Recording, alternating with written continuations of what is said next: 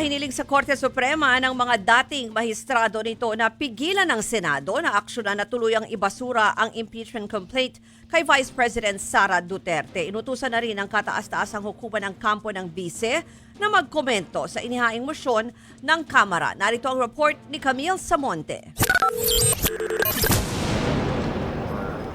Kahapon lang nang iapela ng Kamara ang desisyon ng Supreme Court na unconstitutional ang reklamong impeachment kay Vice President Sara Duterte. Tumugon na dyan ngayong araw ang SC at pinakokomento nila dito ang kampo ng bise.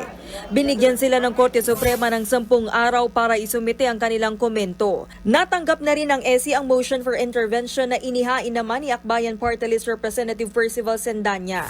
Pero wala pang tugon dito ang kataas-taasang hukuman.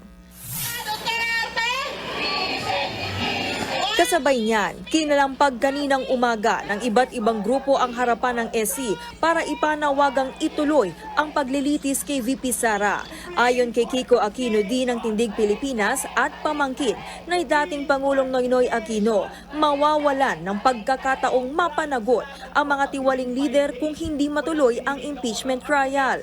Hindi pwedeng mawala yung proseso ng impeachment, otherwise maulit po nangyari nung panahon ng diktadura na yung mga matataas na opisyal wala talagang salbabida yung taong bayan kung sila yung mga abuso.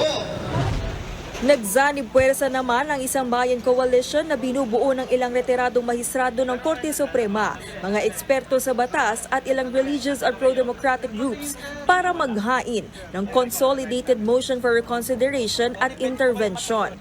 Hiniling nila na maglabas ng status quo anti-order ang SC para pigilan ang Senado na umaksyon o ibasura ang impeachment complaint. Bakit naman mag-e-execute sila kaagad? Meron pa namang motion for recon. Meron pa namang puwang. Ang ika nga nito, hindi pa ho final ang kaso. Suportado naman yan ng ilang kongresista. Sana wag magmadali masyado yung Senado kasi para silang babiyahe ng jeep, hindi pa puno, gusto nila umarangkada. At pag umarangkada sila, ang mangyayari, ang may iwan, yung katotohanan, pananagutan, at yung katarungan. If the impeachment case is dismissed, then we have practically it's to the country's loss. Never natin malalaman at never masasagot ang mga katanungan matagal na nating hinihingi.